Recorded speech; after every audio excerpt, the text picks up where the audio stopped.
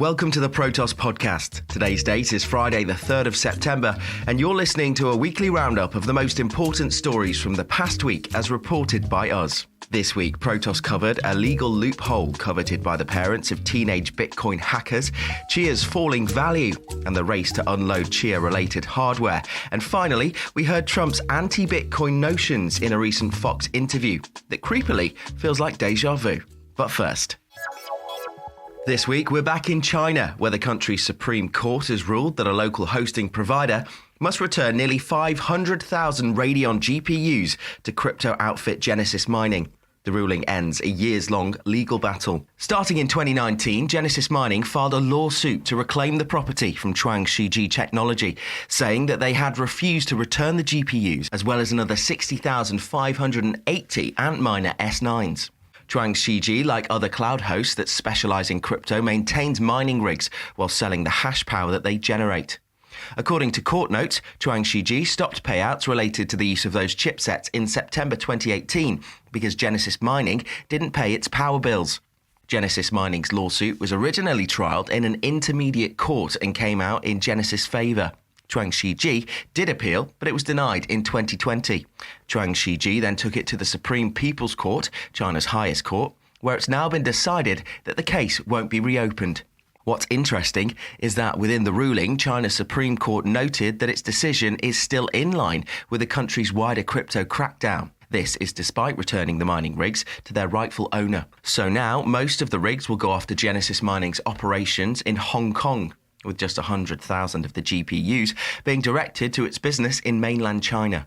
China's crypto crackdown makes it almost impossible to find local companies that could replace Shiji's services. 2 weeks ago, it was announced that Bitcoin mining operations in the province of Xinjiang are to be forcibly dismantled if authorities ever find them. If orders are ignored, the State Energy Bureau has been told to tear down any nearby hydropower stations that give electricity to illegal crypto plants. And back in June, prices of top crypto mining rigs sank by up to 80% across the mainland. In fact, things got so bad that local miners reportedly had to sell their chipsets for scrap metal rather than risk the harsh state repercussions. Instead of selling to other companies, some are speculating that Genesis Mining will flood the market.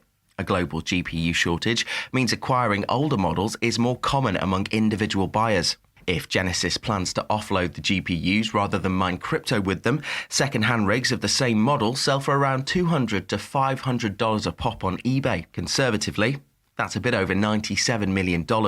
Some Chinese Bitcoin miners are fed up, though, and have packed their bags, moving to neighboring countries such as Kazakhstan, and even all the way to Texas.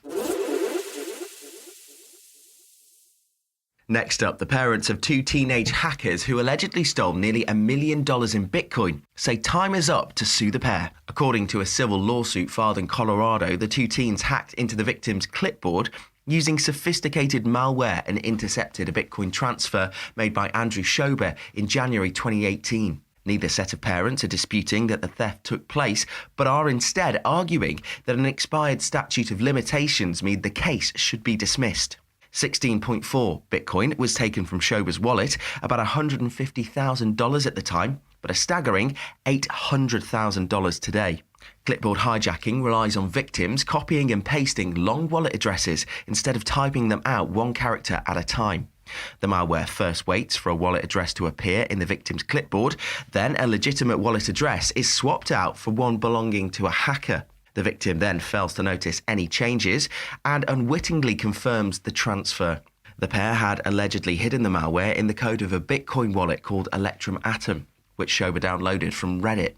Schober says he then spent more than $10,000 on a years-long private investigation, which proves the teenagers were behind the clipboard hijacking attacks. These investigators followed the stolen funds through crypto exchanges, linked the funds to the teens, and found the malware code in one of the hackers' GitHub libraries. Multiple letters were sent out to their parents, but they failed to respond, so a lawsuit was filed in May 2021. Schober's lawyers are also saying that the parents are liable for not responding to the letters. The teens were both minors at the time of the alleged crime. One parent, listed as a defendant, recently filed a motion to represent herself and her son instead of hiring an attorney. Now, the family is hoping the 3-year and 5-month gap between the clipboard hacking and the lawsuits mean they're off the hook. But Schober's lawyers say the statute of limitations shouldn't apply because Schober didn't understand the injury until an investigation concluded the Bitcoin was stolen via clipboard malware. Lawyers argue that its code was written to be intentionally invisible. So, until a court decides, the matter is stuck in a peculiar legal limbo. On Wednesday, we reported on desperate Chia miners scrambling to offload mountains of unwanted hard drives. Why? Well, the so-called green Bitcoin alternative shed nearly 90% of its value in just 3 months.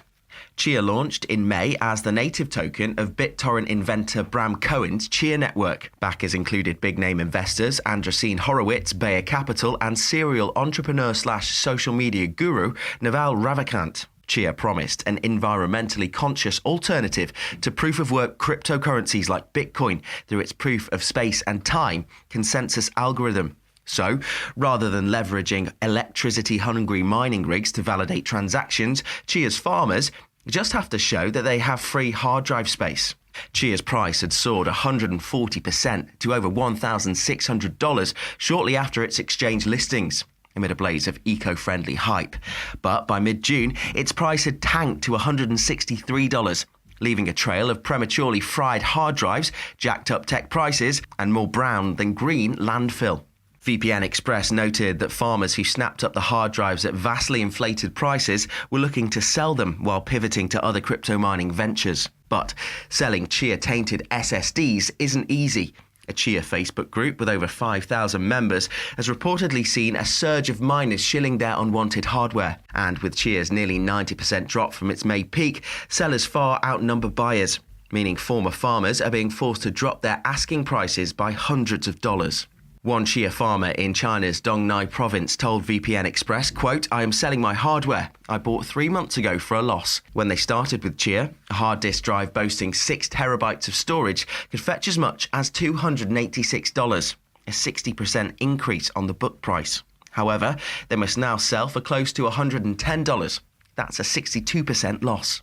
On paper, a solid-state drive will usually last around 10 years. But unfortunately, using spare hard drive space to generate Chia can reportedly burn through a perfectly good SSD in as little as 2 months. This means sellers need to be lucky enough to find exactly the right buyer. Adding to the fire, not only are Chia's eco-friendly claims being hotly disputed, the VC-funded project is blundering through a series of PR gaffes that are hindering its image. In June, Chia Network found itself in a spat with Chia-centric blog The Chia Plot over its use of the Chia name and trademark. Chia Network Inc. argued readers could be confused into thinking it was an official outlet. This prompted the blog's owner, Chris DePries, to point out that while Chia was attacking him for using a trademark belonging to somebody else, the company had done exactly the same on social media. You remember ChiaPet. DePries told us that, quote, "Because of the consistent price drop, it's clear that there aren't a lot of new people joining the Chia ecosystem. It's mostly just people who are already committed." He said that most users seem unfazed, but it's obvious from both traffic statistics and social media activity that interest is way down. DePries explained that once someone has built a Chia farm of hard disks to mine Chia, which comes with upfront costs, there isn't much incentive to shut down. There are some VC-backed contests going on and grant programs to fund ecosystem applications, which are popping up in the community to some degree, DePries told us. But he stressed, quote, "It's all VC money. I don't think anyone involved in Chia right now is making any money beyond a few people who piled up a bunch right at the start. And it's beginning to become obvious to people." Last up, Donald Trump has doubled down on his anti-Bitcoin stance in a recent Fox interview, going out of his way to urge investors to stick with the US dollar instead. The former US president said on Fox Business Varney & Co. that cryptocurrency damages the dollar. Speaking to host Stuart Varney, he said cryptos are a, quote, "disaster waiting to happen." They may be fake, he said. Who knows what they are?